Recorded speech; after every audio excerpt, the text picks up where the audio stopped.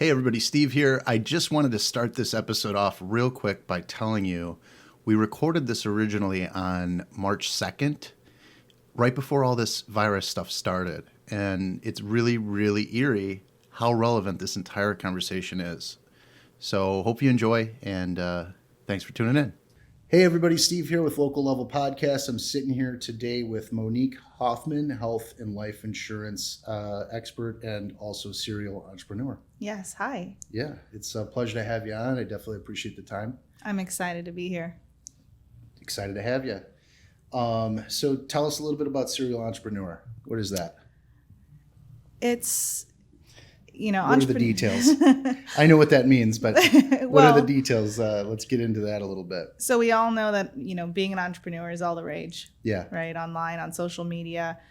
Being a serial entrepreneur is even worse because you dabble in so many different things, and nowadays, who doesn't? Yeah. For me, I've always done several different things at the same time. And now I've sort of come full circle. I still have, various ventures, but my focus is really the health and life insurance. Right. At the moment. Mm-hmm. And so there's a lot of things that have led up to where you currently are in life. And some of them are in relation to health and life insurance themselves. So can you explain, I guess, what brought you to that? It's not, people don't think of health and life insurance as a big sexy thing, really interesting, super hard-hitting topic, but why did you decide to get into that? Well, my mother, she sold life insurance and real estate growing up. So she was an entrepreneur. My father owned a flower shop. He was an entrepreneur. So I was pretty much doomed from the beginning. I've tried to work at different places, growing up. My first job was in telemarketing. I sold long distance service. Greatest first job ever. Smiling and dialing. Oh my, is that a thing? Yeah. That's a thing. Absolutely it is. That's amazing. I wish I could have used that a while ago. But yeah, sales from the very beginning. And I think that was the best foundation I could have ever had. And then, I went into banking because my mom was sort of in that space. And I just, I always joked that I was born with a briefcase in my hand. And I would say that at every job interview, and I would get that job. Right. I was born with a briefcase in my hand. And, when the mortgage industry and the real estate industry tanked because of the, all of that nonsense, I had to obviously get out of that space for a while. Yeah. Especially when the feds raided our office, which is another story for another time. But, I had to explore different areas, and I became a chef. I went to Le Cordon Bleu. I became a nutritionist. And I was always interested about health and how to help people. And when I had health issues myself, I got to the point where I needed a solution. I'm great at preventative and then, healing through food, but what else? What if there's something bigger for people? And so I found plans that actually helped people or gave people the power back over their care and treatment, and that is, when I tried to make health and life insurance sexy. Yeah. Well, it's you got to put some work into it. Yeah. So you say that you had illness and you had experience from the other end, being the beneficiary of a policy or the lack of. Yeah. So can you explain a little bit how that impacted your life? Absolutely. So my mother was tragically murdered when I was 9. And, before that, I was helping her in her life insurance business. So I got to see that side of it. And then when she passed away, I was a beneficiary, to her life insurance policy. So I first-handedly got to experience the value and how powerful it can be to have that benefit should you lose your parent. Yeah. And honestly, we don't realize these things, but these tragic things that happen in our lives weigh on us, and we all grieve differently. We all deal with stress differently. And I think over the years, my body I was always smiling and I was always functional, but and while I dealt with the grief and the pain, I was internalizing it. So then I got a whole bunch of health issues. And, the healthcare system didn't exactly help me because it was pro-treatment. So I was getting treatment for things that I didn't even have. Like, I didn't even have a diagnosis. As opposed to just mental, like, counseling? I did all that. But it was manifesting itself in the form of, pain in my back and pain in my legs. And, you go to a doctor and they're like a machine. Yeah. You say, my leg hurts. Okay, well, we're going to do a workup, this, that, and the other. Right, What is your life like? And they don't ask you about what big thing has happened in your life. The way that they do it is they do all the treatment, they do all the testing. And if nothing comes from the test, then it must be fibromyalgia. I mean, every specialty has a diagnosis for, like, miscellaneous. Right. If we can't diagnose you with something, it's probably just this. Yeah. Yeah. And so has that changed? Is it still the same? Is that what people are dealing with right now? I mean, you're on the inside. So what are some of this? What's the feedback that you're getting from people on the ground?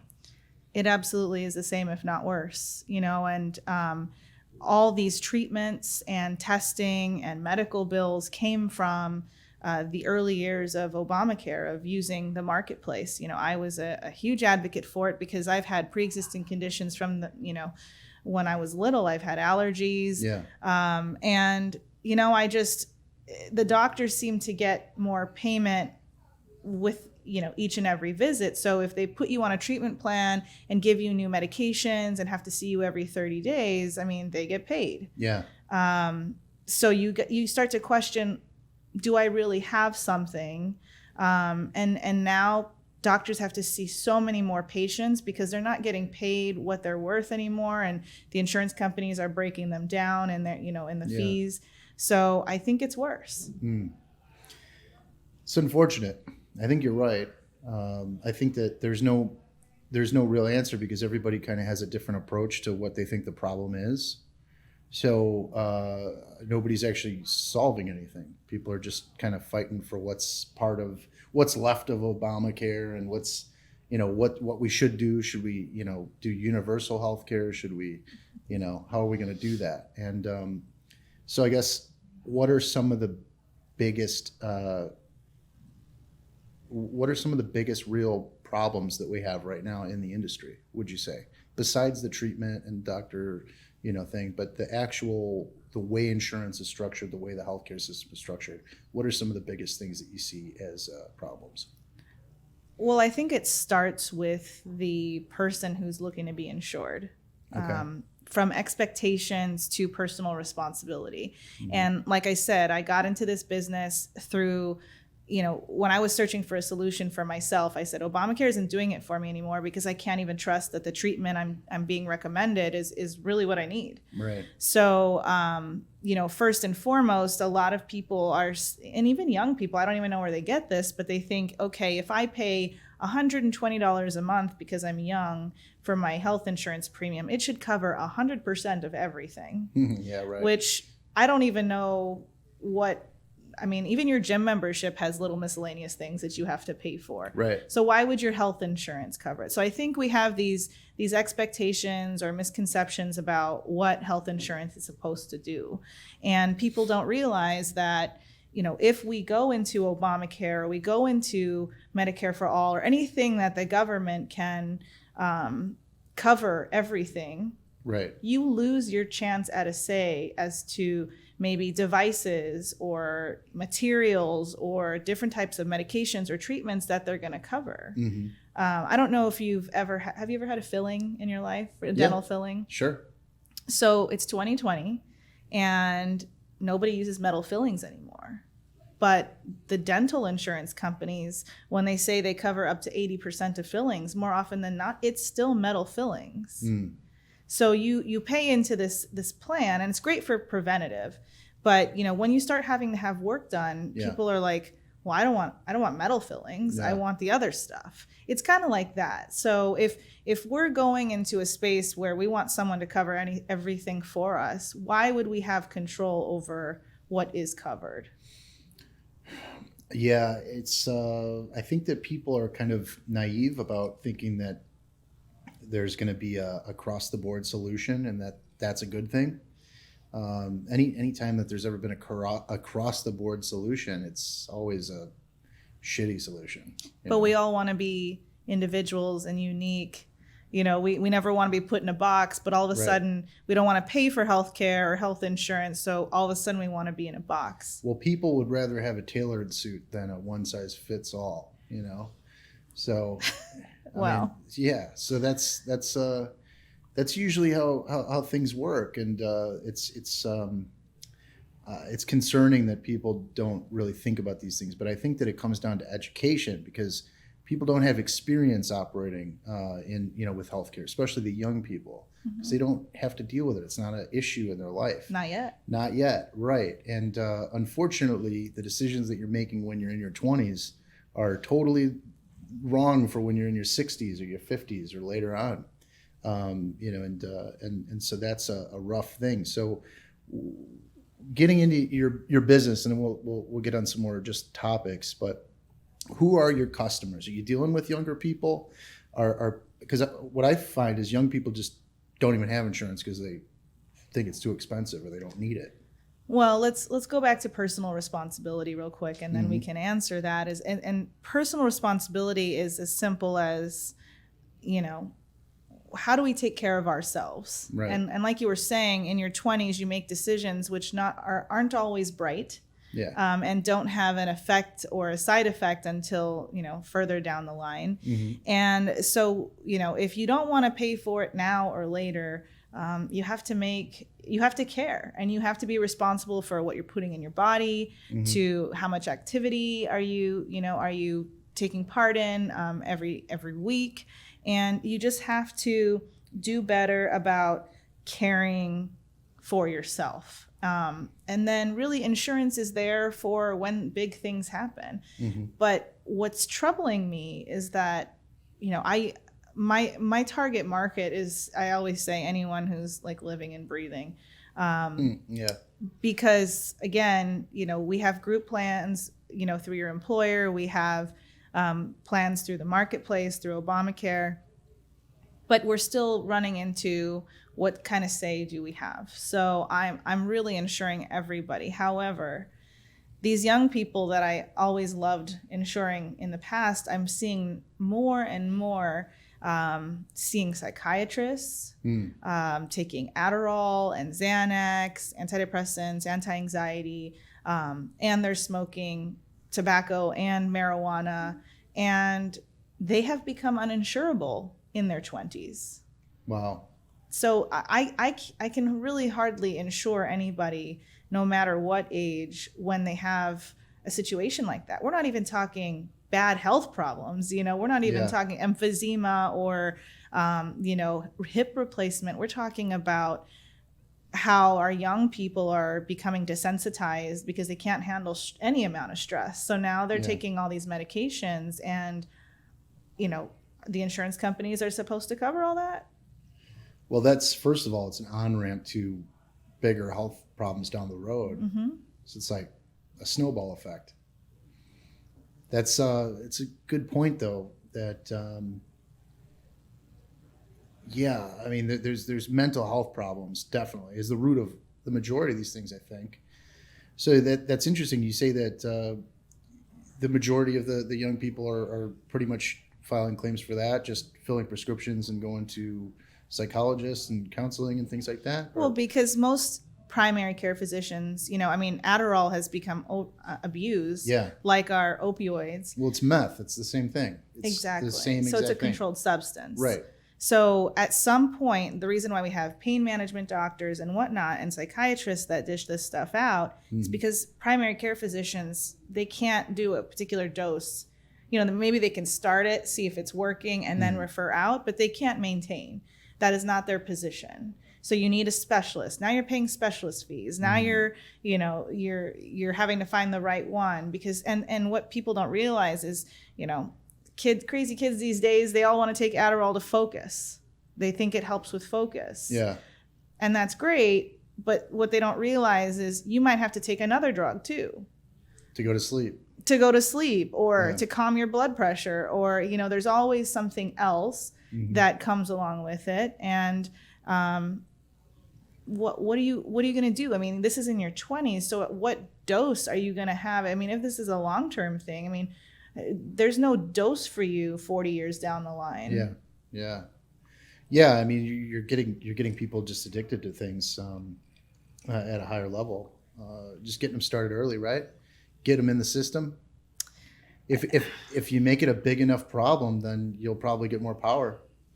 Well, yeah. I mean, I've had whole families, like 32-year-old mother and 4 children under, young. I mean, obviously they're younger, they're 4 children, and they're all on antidepressants and Adderall and anxiety. And I'm like, and I'll tell you what I did with them. I actually asked them, what's your diet like? Mm-hmm. People don't ask that too often, do they? Well, I could tell you that no insurance broker does. And, I mean, this is just health insurance. I mean, when you're digging into life insurance and you have people that have all these medications, I mean, they're almost uninsurable or it's going to be so expensive at that point. But I literally will ask people, do you eat vegetables? What kind of supplements are you taking? As a chef and nutritionist, I've always believed in healing through food. I worked in a hospital healing people with heart disease and high blood pressure and diabetes through food. Yeah. And I was able to help a few families come off of these medications and feel better without the fogginess purely through supplementation and diet. And that's what I'm talking about, personal responsibility. But is there money in that for these companies? What there has to be some contributing factor as to why these smart people that are running the show are pushing people into addiction. Look, I mean, I can't save the world. Right. While I wish I could. All I can do is, is tell people that I'm not just your, insurance salesman. That's not why I'm here. I'm here because I was angry. Yeah. And I was wronged and I was frustrated, and no one was advocating for me when I had all these health issues, and I healed myself. I mean, they had me on opioids for 6 years, and they told me, look, like, you're working out too much, because I was just trying to build up my muscles to combat the pain, because I kept asking, take me off of this, find the root cause of my issues.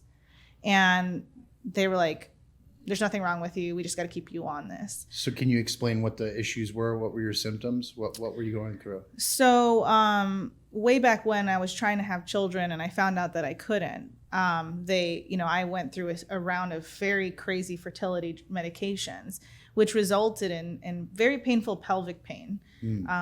And they couldn't figure out what was wrong with me. I didn't have, a typical diagnosis for pelvic pain would be like endometriosis, which would be the solution is surgery. I went to a surgeon and people, they get me with this because they said, I went to a surgeon and they want to do surgery. Okay, well, that's what they do. It's like going to a restaurant and being like, why are you serving me food? Yeah. That's right. Surgeons cut. That's what they do. So I went to an OBGYN who was also a surgeon, and she first visit was like, we should take out your uterus. I'm 24 years old. And for those of you that don't know what a uterus is, it's what, holds the baby if you get pregnant. Yeah. And I'm like, okay, that seems a little extreme. Like, how about we do an exploratory surgery first? Maybe see if there's endometriosis, maybe see if there's something. And she says, well, okay, we'll do it. But if there's nothing, I'm taking your uterus out. Jeez, that's pretty rough. That's an extreme. That's an extreme. But, I tried to go to a second opinion. No doctor wants to talk badly about another doctor. So I literally paid for a second opinion. And that doctor said, well, what do you think? Like, I'm here to know what you think. Are you kidding? Yeah. So it was just no one like myself was there saying, don't do this. There's got to be another way. And when the surgery happened and it didn't work, pain pills. Oh, man. They got you hooked up. And honestly, I mean, I wasn't addicted. Okay. I came off of it several times and they kept putting me back on. Until I was done. And when the doctor said, we really want to increase your dose because you're metabolizing so quickly.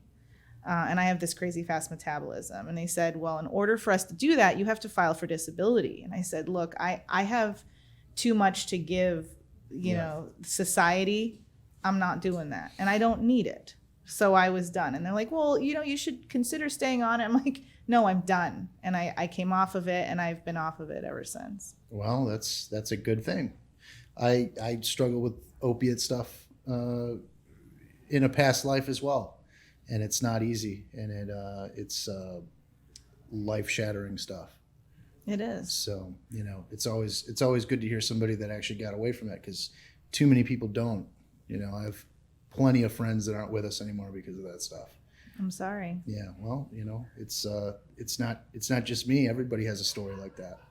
But I'm sorry. I hate to sound like a broken record with this, but it has to do with our diet and our food system and our healthcare system and everything. And people ask me, there's two things. They say, well, what am I supposed to do? I can't just eat, bowls of spinach and, Right. I can't, this system's broken. So I just go with it. Well, I mean, you just have to do what you can. You can't just like go with the wave all the time. And like, I fought against it, and maybe my parents always told me I was stubborn, and that kept me from falling into the trap. Once I was smart enough, I'm like, okay, you took my uterus out, you got me on all these drugs. Like some of these drugs they gave me for because I didn't have a diagnosis, I would wake up with a heart rate of 115. I mean, that's pretty much like jogging. Wow. So it's, but our diets aren't, my diet was not good previously. And I think, and I know that the way that I was able to get through all this was being stubborn, pushing forward, and, through eating proper food. Some people say that they get health benefits from specific diets. Like, for instance, Joe Rogan. He says that he feels great doing the carnivore diet, where he only eats meat. Which, hey, everybody has that's crazy, or this is the right way, you're wrong. Is it different for everybody? We talked about it before, that there's no one size fit all solution, but what are some things that are proven to be a good place to start diet wise? Well, let's go back to being put in a box. This is a place where everyone either wants to be a part of something, or they want somebody else to give them a structure, because researching what works best for you, for me, for the next person is a lot of work. Right. So when all these crazy diets come out, paleo, carnivore, keto, people gravitate towards that because they're like, maybe this is the solution. Well, I hate to say it, but my background in marketing, when you know about marketing, when you get suckered into something and you're like, crap, that's good marketing. Yeah. And you know that they sucked you in. You're impressed. Yeah. And so I look from far away and I'm like, look at these diets. I mean, it's everything else. It's like the books, the workout bands, the water bottles, the shakes, like it's marketing. When in reality, it doesn't work, because people want they want to eat something or take something, and they want it to just take away their fat or take away their illness. And that personal responsibility is gone for balanced diet, exercise, activity. None of those things are going to work if everything else is garbage. Yeah. One thing that I wrote down while you were saying that was take the time, not the pill. And what I was thinking about with that is, like you said, it does take time to figure out what works for you. Do the research. Figure out the pros and cons of something. I think that the healthcare system, they just want to turn people through the door, get people through. Here, I'll give you a pill. It'll make you feel better now. I'll see you next month.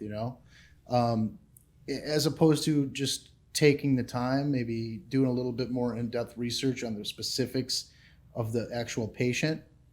Is there anybody that actually does that instead of, with your normal healthcare that you can get, your Blue Cross Blue Shield or your Cigna or whatever the hell you have?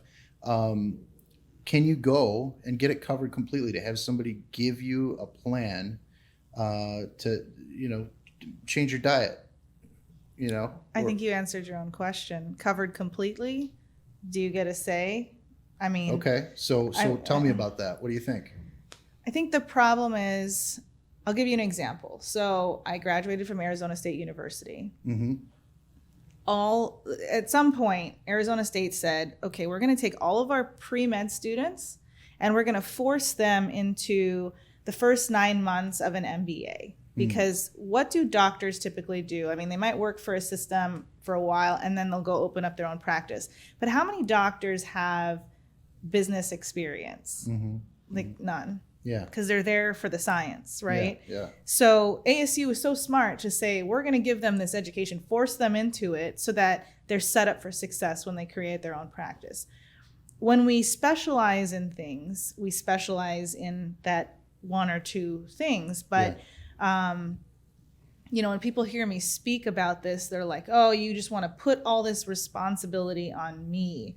And that the insurance companies aren't responsible, the healthcare professionals are not responsible. You work for the insurance companies, and I get what it sounds like, what it looks like. I don't work for them. I work for myself. I work for my clients, and I just happen to be the messenger or the conduit to giving, the matchmaker, if you will. But my background in behavioral science and psychology, I'm not a psychologist, but I did take a lot of studies in behavioral science, and the way that we eat, the way that we live, the choices that we make, they all stem back to how these things make us feel. So if we don't get to talk about our feelings, which a lot of young people or people in general don't know how to express their feelings, how could anyone, a doctor, a nutritionist, or anybody really help you if you don't know how to express what it is that you're feeling? Like, I eat ice cream every single night because it makes me happy. I mean, like, who would actually admit that? Yeah, right. So we have this issue, and it all stems back to mental health, which I'm a huge advocate for, like therapists and counselors, because we will discover that, our diets, our choices, everything stems back to how all of these activities and decisions make us feel. So the healthcare system is broken. This is not rocket science, but people in general can't even express themselves enough to get the proper help that they need. Yeah, this is a subject that keeps coming up with people, that you don't know what you don't know. With the education for people figuring out what the right diet is going to be, you hear from early age the food pyramid. You hear, all these different things. When I was in school, it was the food pyramid, the that food doesn't exist circle, anymore, by the way. Whatever. We're old. It probably shouldn't have, but it isn't. It's been disproven, right? So all these people learned the wrong way to eat, and learned that things that are not healthy are healthy, and that has it's gone down to the children and the next generation. So how do you get out of that? How do you learn? How do you know what you don't know? How do you know that there is no food pyramid anymore? I don't go to elementary school anymore. I read about things, but I read about a lot of things. I don't know if it's real or if it's not. So how do you determine what is the truth and what isn't? It's tough, but it's twofold. We need to switch our mindset into, okay, I want to read something, I want to trust it, and I want to just go with it. Like, I want to trust it wholeheartedly. Yeah. Like, this keto diet sounds amazing, right? And I'm not going to look at anything else. Like, this is going to be the truth. That we put so much energy and emphasis and expectation on things that we read, like the first thing that we read, and then our disappointment is so great because we were not curious enough to just try it out. Well, everybody wants to join a cult. They don't realize it, but that's pretty much the same thing. The cult of dieting and the cult of exercise and all these things. It's the answer. They want the answer. Right. Everybody, anybody that's telling you they have the answer, is you should run. Oh, and I promise, like, I never have the answer, but I Yeah. have suggestions and things to consider. And Sure. I have literally made it my life's mission to educate, Yeah. because I know so much. I don't expect my clients or anybody, and I tell them up front, I don't expect you to know what I know. I don't expect you to learn everything that I know. I just want you to, we work together to find the right, health or life insurance solution for you. But I give my clients probably 5 different times my contact card, my digital contact card, and they save it to their phone. And I'm like, if something happens or they have an injury or an illness, I said, contact your spouse and then call or text me. Like, I want to be the next person that knows, and I want to help you. If something happens to them, like they get in an accident or something, or No, I mean, even if you go to the doctor, like you're feeling sick. And Okay. I had a client who has, kind of like me, she had leg pain that nobody could figure out what it was. So she went to a varicose vein clinic. I'm sure you could figure out what happened next. Right. She had leg pain. She went to a varicose vein clinic. They wanted to take out her varicose veins. Right. They said, well, this is more cosmetic, so your insurance won't cover it naturally. But we'll give it to you for cash for $8,000. She called me crying. Yeah. And I was like, don't do it. It's purely cosmetic. You went to a varicose vein clinic, that's not going to help your leg pain. It's going to make them look better, but that's not what you're there for. She would have done it because she was coming from a place of pain and desperation, just like I was with my uterus. I'm like, just take it out. Let's figure it out. Yeah. And that's what I'm saying is, so when somebody goes to the doctor for a paper cut, not really, but something, and they come out with a diagnosis or a surgery or a procedure, I said, just call me. Where do we point the finger? Because I know doctors personally that are really great people, and they take an oath and they really believe what they're saying. They trust in their diagnosis, and they wouldn't make it otherwise, But we hear these stories all the time, misdiagnosed things. People are trying to push certain, treatments, and I think it's unintentional. But how do you? Where do you point? How do you fix that problem when you know that it's so deeply embedded in the culture of medicine? When you walk in, okay, well, I'm going to give you a prescription. I might cut you up a little bit. There's other options, right? But how do we fix that? Well, as someone who goes against the grain, quite often, right? I want to ask you why we need to point the finger at some one person or one entity. Exactly.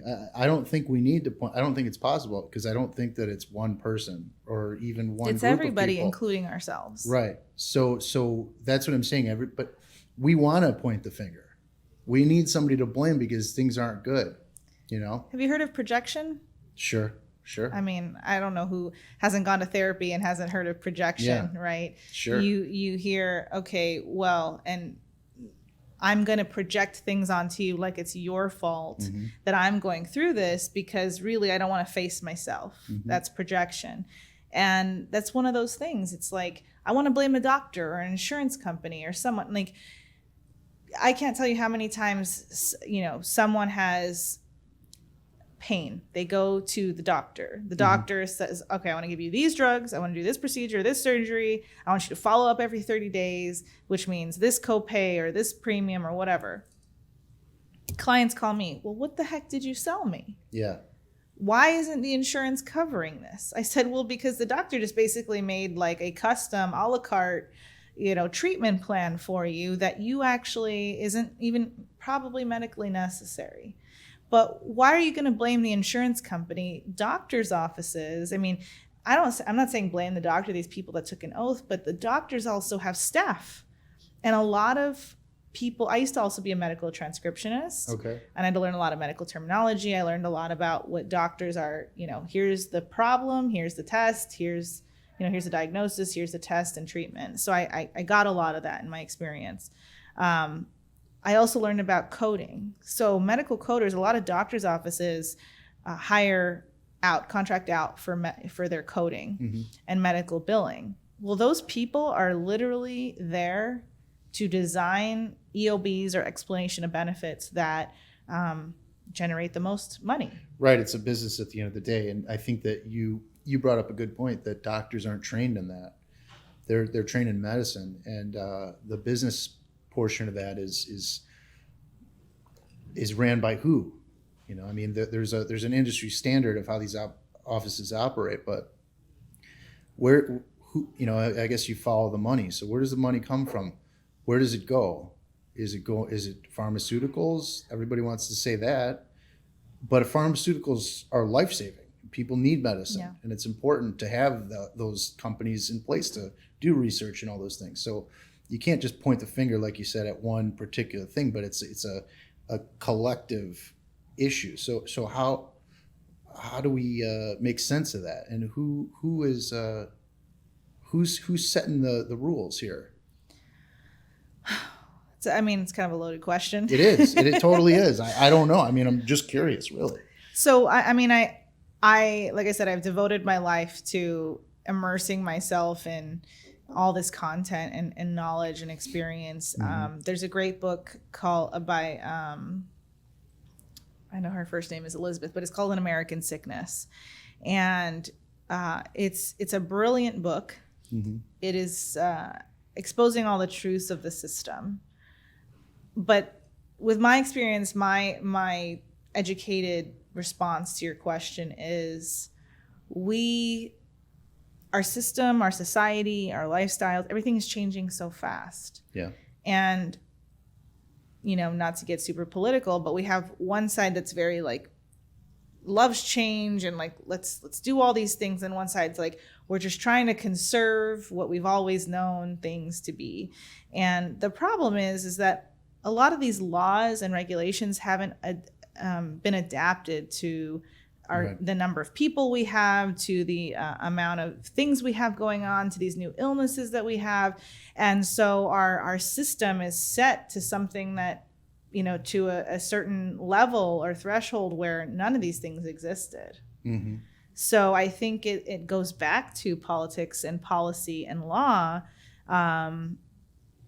And that's kind of where it starts. Is there a way to separate politics from healthcare? In what way? I think that nowadays you can't talk about healthcare without bringing up politics and whatever lean you have, you know? I think part of it is like this TMZ disorder, Yeah. you know, this reality. I mean, I let's go back to behavior and psychology. You know, we're programmed to love drama. Mm-hmm. Yeah. To love. It is a reality show. I mean, all of politics pretty much is. But you can't, you truly can separate it. To me, politics isn't policy. Yeah, that's true. Yeah, you have policy and you have politics. I mean, they're two parts of the same thing. They're related. Right. But, you know, they're not interchangeable. Right. Yeah.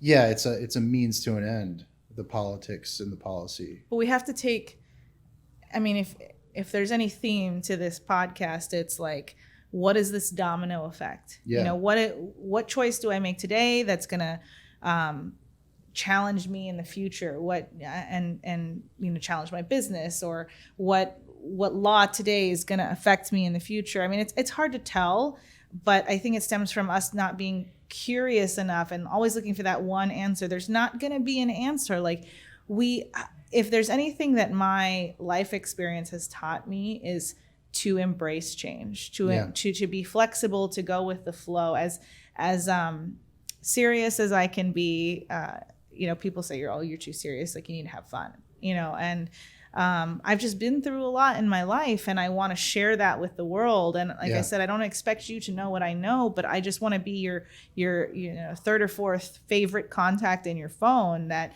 you can ask a question to, because I just want to help. Yeah. And the thing, and that is my mission. I mean, out of being a chef and a nutritionist and a serial entrepreneur and everything else that I've done, it's great. It's provided me with great experience. I've come full circle, but you know, insurance is a big part of my life. I think it's a way for me to connect with people and provide them with like a tangible solution. Mm-hmm. And then it gives them access to me. Mm-hmm. And okay, so that's a good way to transition. because we're not going to solve the healthcare issue in this podcast, but it is something that people are very concerned about, and it's something that people need to think more about. So if that's the takeaway from this, then that's great.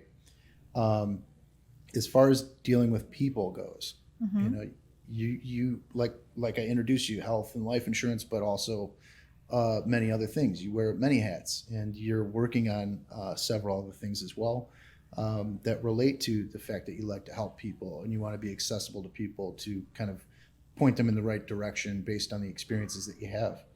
So can you lay out a couple of those things that you have going on? Pokers in the fire?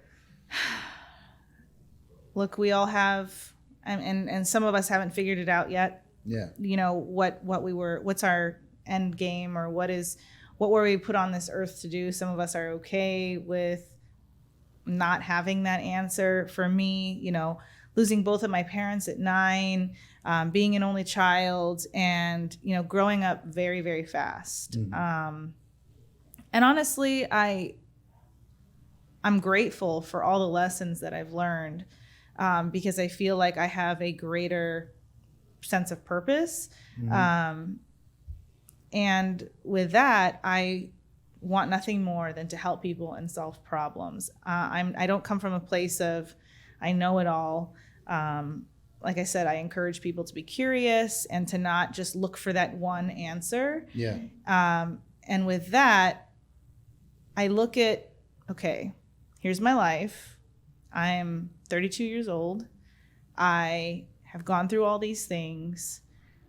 I have this personality that in a way is untouchable, like, because I've done all the work. I've been through the therapy. I know exactly who I am and what I have to offer. Okay. So we look at all those qualities. What in the world?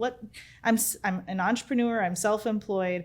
You know, giving myself raises doesn't do anything. I can't give myself a promotion. That doesn't exist. So what can I do with my life? Yeah. Politics. Okay. I truly feel like my calling is to run for office to help, I'm going to use this loosely, solve a problem or several of them.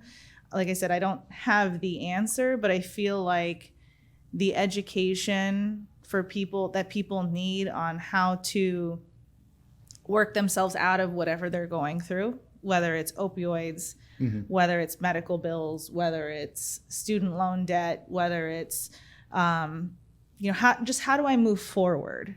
Like, that's all I've ever done in my life is embrace the change and move forward, get out of all this stuff, opioids, health problems, surgeries. You know, I don't have any family. Yeah. So what have I done?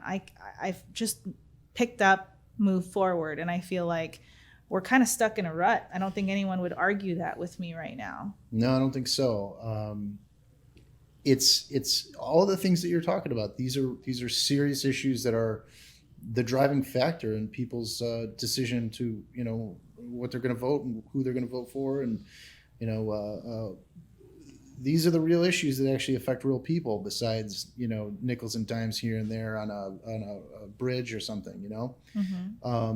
So what are the main things that you'd like to accomplish? I mean, you touched on healthcare, you touched on things, but what are some of the things that you think you can make a difference on in a political way? Without talking about parties, because I'm not here to make your show a political show. I'm here to talk about humans and society and how we can all move forward. And that's coming from a place of changing expectations about what the government is supposed to do for us. Yeah. And owning up to the fact that maybe we haven't made the best decisions and feeling safe enough to say, I need help, and understanding that if the government or an organization, a nonprofit, or even an individual comes and helps you, it's not like a cruise control, set it and forget it type of thing, that you have to be accountable for your actions and your decisions, that if you truly want help, I mean, you got to be the driving force behind that. And I get that sometimes like opioids mess with your head, and that, you know, a lot of people will say, well, I can't make decisions at that point. I'm addicted. Yeah. Well, to me, that voice is that somebody saying that is coming from someone that is consciously saying, I am addicted. Yeah. Does that make sense? So we need a team of people, just like, the rich, if we will, have a team of people. Mm-hmm. They have a financial advisor and a CPA and a lawyer and an insurance agent, and they have an entire team, just like a CEO. I mean, that's kind of what you need to help push people forward, and understanding that, we're going to move you through stages. I think that people only focus on the federal government elections, presidential election. Every 4 years they think, okay, well, this is really going to make a difference. Who I'm going to vote for on this cycle. But they don't realize that the most influential elections that you have are your city government and your local government, and the things that actually affect you now. I was just recently in an interview, or not an interview, but a meeting with a group of local business owners around here. One of the things that they're doing is the Chamber of Commerce is actually going to be providing group health care for all the small business owners in this town. That's something they're working on. Don't have all the details. They brought it up in the meeting. So that's something that's interesting. That has a big impact on people. Small business owners always have a problem with health insurance. Also the tax problem. And then also the lack of trust and communication with the actual people that are supposed to be representing you, the permitting process, all these different things that actually are day-to-day things that business owners have to deal with this month. They have to write a check. They have to figure out if they're in compliance, if they're going to get fined. Well, we are in Illinois. Right, exactly. We are. Yes. We are in Illinois. And, this is a very real thing, but it's not just in Illinois. It's all over the place. And, that goes to your point that, sometimes people think that the government just is going to take care of you, but it's like the government is there to be part of your team, or you're supposed to be on the team. Yeah. And I think that people don't look at the government as something that they're part of. Well, truthfully, it hasn't really been set up that way. I don't think you can look back and think of people in history where they were writing books and poems about how things made them feel. Mm-hmm. They were documenting things that were happening, but nobody said, like, this gives me anxiety. Yeah. This thing gives, like, what the government is doing gives me depression. We have not evolved completely. And, being a young person, I can't say that I'm going to just go into government and like speed things up. Right. But I don't think that's even the answer. I don't think we want to speed things up, really. Speed things up in terms of evolution. Yeah. To adapt it to the way things are going. I think term limits are quite the problem, or lack thereof. So we have people that have been in office that are so comfortable, and so why are things going to change? Because people don't like change. Like, historically, people don't like change. And I have to say that one of my Bibles, if you will, is a book called Switch, How to Change Things When Change is Hard, by Chip and Dan Heath. And I've been dying to have an interview with these guys, because Amazon's probably like, why do you keep sending people this book? But depending on where you're at in life, it's about how to change yourself, like how to shape the path for change. If you want to change a habit, or you want to do something else, but or it could even be a book where you help change the minds of other people, to help change others to evolve and to get better. And like I said, nothing in my life, in my experience, I've never been able to get comfortable. So I could have sat there and fought against it, said I was a victim, change is always happening to me. Like, why can't I just relax? Instead, I embraced it. And I'm like, oh, this is a start of something new that might be better than what I had. Yeah, you gotta shake things up a bit, right? Although you gotta have experiences, right? Well, but again, we're coming into a world of, where being desensitized is cool. Yeah, I don't know about you, but I want to feel an experience. yeah, of course. Yeah, but we're so separate. I mean, we're connected through social media, and But are we? it's not a real connection though. That's not how humans are supposed to interact. It's unnatural, and that's why we get unnatural feelings. We get we're rejecting what's going on, like subconsciously a lot. I think mental illness comes from that. I have honestly had some of the most meaningful relationships of my life from social media that came from like video to video connection Yeah. through different like platforms and startups, and I'm so grateful for those relationships. Um, but I will say that we're like feeding into extremes. We're either here or we're all the way over here. Yeah. And that's kind of what we expect from the government. Like, you're either pro this or, against that. And it's challenging and it's exhausting. Mm-hmm. It doesn't help our sanity. It doesn't help our living situation, our economic situation to be so extreme. We just kind of need to learn how to connect better and cope better. I know it sounds like easier said than done. Yeah, it is. I know people are on their team though. Yeah, you're right. But we have a lot more in common than people realize. I mean, we haven't really necessarily had that.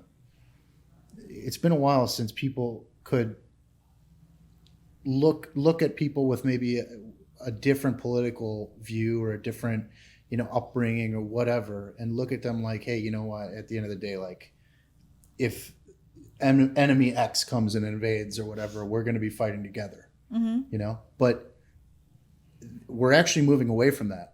Like, we're already past that. I don't know. Are we? That's really scary because people say,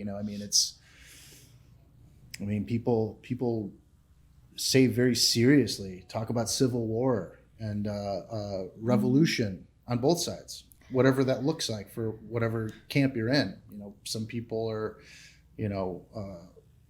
revolution, let's change, the Bernie people. And then there's the Second Amendment people that are come and take it, Well, yeah. I mean, proudly, I can say that in all of my experience online, going viral, which I know you want to talk about. Yeah.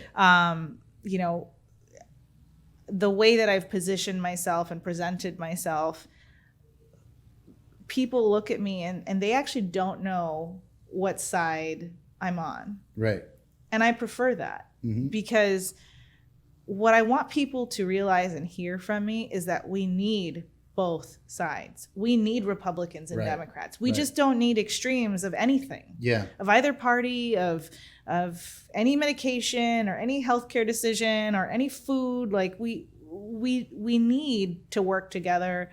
We need both sides to balance. And that's a thing that we don't have in so many aspects of our life is balance. Yeah. One thing that comes to mind that's in relation to that, being in the middle, and being in the middle doesn't mean that you don't have a position. It's true. It is a position in itself. Yeah, the position is that you're not just siding with anything. You're making a decision based on both sides. Well, but that's that balance I was talking about. Right.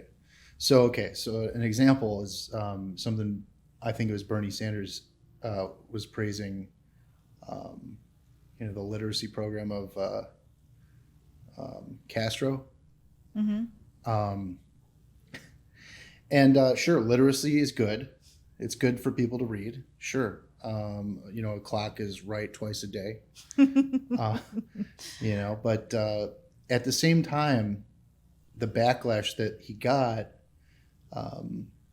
for making a point, the point that he was trying to make was that, sure, okay, this and that was, it's socialism, all this and that. But there was something that was good that came of it, even though it's completely flawed and it was a re-education camp that he was talking about. But that's a super extreme thing, but you can understand where he's coming from. You got to be able to put your mind. You got to be able to put yourself in his shoes of where he's standing, what he's trying to accomplish, and what he's trying to talk about. But that's the thing I'm talking about, is that people are trying to just take things at face value. Right. And I'm trying to, without talking about sides or parties or extremes, I'm trying to encourage people to be curious enough to, and be open-minded enough to consider, like, okay, well, maybe I'm not receiving this message properly. Right. And maybe I'm hearing it differently, or maybe they're trying to say something else, and in my experience, I just don't know about this. Like, let me look into it. Yeah, right. You know, so I totally get how balance, and that's why I try not to say middle, because it could, someone could interpret it as like, I don't have a side, or I don't have a stance. Right. But it's like we need both perspectives to be balanced. Well, there's such great strengths in different aspects of on each side. There's huge strengths and shortcomings. And it's not fair to anybody to just pick a side, just go down the line with them. Well, but we have one that's just like, I want to overhaul. Yeah. Okay, well, we've talked about this in this conversation, is if people don't like change, even if they keep talking about change, they don't like change for themselves. Like, it's easier to talk about it than to live it and experience it. How are we going to overhaul anything for massive amounts of people when we can't even overhaul our own lives and fix ourselves, whether it's our diets, our health problems, our habits, or whatnot? Let's try to start with ourselves, and then maybe we can encourage others to do the same. Yeah, I think it's really, really important for people to do what they can to get involved in the political process. Just start reading. Read about it. Try to come up with some understanding of why people are saying what they're saying, as opposed to just saying they're this or that. He's a communist, he's a racist, or whatever. All these words. People are people, and they come from different places, and they have different ideas because of whatever happened in their life or whatever experiences that they had. So it's not fair to just label somebody, whatever it is, And sure, there are communists and there are racists. They exist. They're real things, but that's not a productive conversation to ever have. None of either of those things. If you point finger and say you're this, the conversation's over, because now you're fighting uphill battle. Well, what are your thoughts on that? A lot of people are so concerned about extremism, and one side is afraid of this side. Well, frankly, and everyone thinks that Trump started all this hatred, and it has been brewing for years. Oh yeah. You can't just blame, like you said. Who do we blame? You can't just blame one guy. Right. When we side with a party, no matter what the ideas are, or we side with a group or a cult or whatever you want to call it, we're contributing to this issue of extremism. And it's scary for people. And I think we just need to be more open to other ideas and say, and I know this is what other people are saying, other politicians are saying, but the truth is they're not practicing it, because politics does get in the way of policy. Yeah. And change and movement and all that. And so we're in a position where we're not really set up for success. And I think that it has to start with the way people treat each other and the way people view information. And that's the only way we're going to be able to kind of change this narrative. Yeah. Well, you have experience with an angry mob. You have a few different things aside from just the straight down the road politic conversation. You have experience with that herd mentality and calling out. Can you explain a little bit about what I'm talking about? Sure. So I've been on social media since the very beginning. and I built a short career as a serial entrepreneur, one of them, as a social media marketer. It was influential before influencers were paid to do anything. Yeah. And what it was is, I'm always, like I said, in my life experience, I'm not afraid to express or voice an opinion or voice something that is obviously wrong or going to hurt people. So people have looked to me to kind of be that voice for them. And I'm from Arizona, originally from California. I was in Arizona for 21 years. And some people might know Milo Yiannopoulos. He was on a tour at the beginning of 2017, I think. And he was coming to Arizona, and he had an event in Scottsdale in what we called the Devil's Pit, which was all these bars, and people were known for getting drunk and getting schlepped off to the hospital in ambulances because of alcohol poisoning or whatever. I mean, it was just a crazy Devil's Pit. Yeah. And he was going to have his event on a Friday night in Devil's Pit with an open bar. And I mean, it just it sounded like powder keg. Like a bad idea. Yeah. So he had a February event and he got death threats, so he canceled it. And for those that already purchased tickets, because he does have quite the following, he said, okay, there's going to be a March event. We're going to tell you when it is, but we're not going to tell you where it is until literally that day to prevent any sort of violence. Right. So I had a friend who was doing audiovisual work at the venue, and they were even keeping under wraps who they were working for to the vendors. And my friend said, look, somebody just spilled to me that Milo's coming and nobody knows about this. Scottsdale police doesn't know about this. Mayor doesn't know about this. Nobody knows about this to protect the people around. I mean, Milo's been known for sort of having riots follow him and all that. And so, usually I don't like to go into, I don't put myself in dramatic situations like that, but I felt like it was a public safety issue. And having been in, the Phoenix area for a long time, I'm like, okay, it's my duty to contact people that I know in office or whatnot to help secure the area or, protect people. And my friend said, you're the only one that I know that could get the word out appropriately and in a good amount of time. So I contacted Scottsdale Police and the mayor, and I reached out to PR people. There's a closed group on Facebook, and someone took something I said out of context and sent it to Milo. And then Milo put my first and last name and that little piece of thing that they copied and pasted and put it on his Instagram. And that's when the chaos started. Well, he has a lot of supporters, a lot of followers. What type of chaos happened? Well, his followers, so the event ended up getting canceled. The followers were mad at me, thinking that I'm the reason why the event was canceled, even though there's some conversation as to whether or not it was really even going to happen or if it was just like a media stunt. I don't know. I mean, I was just trying to protect everybody that as much as I could. And so his followers were mad at me. So I was getting death threats on Facebook from people. And then the opposite side, the protesters were also messaging me, like thanking me for the work that I've done. And then that's when I learned about who Antifa was. Oh, okay. I mean, call me sheltered. I didn't know who they were. So I had to Google them. And, you just go into images and you just look at the first two and you're done. Yeah. And I said, Antifa approached me and said, we're willing to protect you from Milo's followers,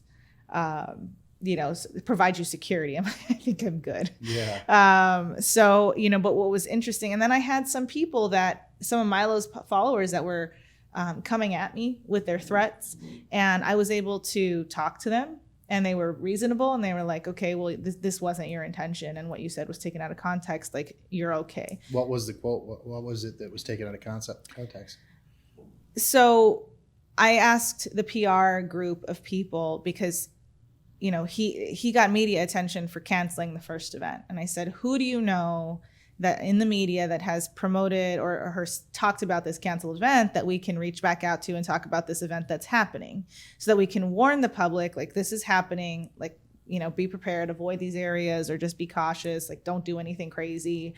And somebody asked they took my thing out of context because it was an ASU publication that I was asking about also, and they said, well, ASU would know if Milo was coming, or they would tell people, and I said, well, he kind of has this cult following, so meaning there's massive amounts of people that might show up. Mm-hmm. Cult isn't necessarily like a derogatory term. It just means that like there's a bunch of people that get together that believe in one thing, mm-hmm. and like fiercely. Yeah. Right. Yeah, I mean, it's not like they're the devil. I never said anything like that. So mm-hmm. they took this cult following thing and they removed anything else that I said after that or before that. And it was just like I was speaking badly about Milo and his cult following. And that is just what went crazy. So when I explained that to the reasonable Milo followers, they actually, some friended me on Facebook. Some were like, you know what? I'm sorry. I meant to just attack you. And now I totally see, what you were doing. And so it was one of those things, like I was able to talk to both sides. Like both sides were messaging me and we were fine, after some conversation, and some were open-minded enough to do that. But, those that were like, no, you deserve what's coming to you. I mean, you'll get, there's crazy everywhere. You'll get people that are, are willing to threaten somebody because of something they say online. But behind the scenes, we got Milo to take it down, and then eventually it went away. Well, that's good. I mean, nobody got hurt, right? So that's a positive thing. It just goes to show you that there's just so much pent up, like there's just so much emotion and pent up anxiety that people are willing to blow up about mundane things, about a group of people just meeting. Well, let's just take up a sport, or maybe like go for a run, or maybe eat some vegetables. Learn to paint. Learn to paint. Learn to paint. And get that out like in a productive manner. Yeah. And then if you still feel that way, then channel it in a way that gets through to people. And that's the thing that I really want to drive home is like, I have nothing against you and your views or anybody else and their views, but the whole thing is like we want to change people's minds so badly. Right, like we want to move the Bernie fans to the Trump fans, and that's not really effective. I mean, in the way that we're doing it. But if we can present in a positive way, like these arguments in the form of like facts or whatnot, that might be more productive in getting people to like move closer to the middle and like less into the extremes. Yeah. But if we're just like forcing things down people's throats, it doesn't work. You can't force somebody to side with you. You can't force somebody to believe what you believe because you say that they have to. It goes against nature because people want to push back on authority. I mean, it's human nature. For the most part, there's just so many more productive ways to kind of get ideas across. I think that we're living in an age of instant communication, and we're instant gratification. Instant gratification as well. And the problem is that we forgot how to do long form communication. We're so used to 144 characters or whatever that is now. That we're not able to actually think and clearly kind of get things across in a developed way, It's where I started using keyboard warriors. Yeah. I'm like, we've just kind of created an army of keyboard warriors. But if you put those people in front of other human beings, the conversation would have never been had. No, of course not. Because people get bold when there's no consequences. We're not talking about real things nowadays. We're talking about philosophy and ideology. We're not talking about, anything of consequence for the most part. Some things are very important and need to be communicated and talked about, but for the most part, the things that we're bickering about are flavor of the week things that don't really matter or have any difference. You're not going to look back and say, I really made a difference, So hopefully we can move away from that. And it takes people like you that ask questions and want to get involved and do something that matters. Tackling healthcare is a huge thing. I don't think one person has the answer, but If more people get educated and get more curious about ways to solve things, I think we'll be moving in the right direction. And it starts with themselves. Personal responsibility, right? Mm-hmm. Absolutely. Well, that's a good way to go. Monique, it's a real pleasure to have you on. I definitely appreciate the conversation. We'll see what people say about this one. I'm excited. But if you can, go ahead and promote the best ways for people to get a hold of you and to ask you questions. Well, I do say that I'm very accessible. So MoniQueHoffman.com is like kind of the go-to spot. There's a contact page. I have social media channels on there. Facebook, Twitter, 140 characters, Instagram, Google Plus when it was cool. All of that, I'm on it. You could just find me there. Yeah. Look it up and stay tuned for the political MoniQue Hoffman. Well, for now, we're just trying to solve individual and group problems with insurance, and as it comes. I mean, like I said, I'm not forcing anything, but it is a mission of mine. Well, it's a noble mission. That's Thank for you. Sure. It's a pleasure. I Thank you definitely for appreciate having you. All right. Yeah, like I said, there's never enough time.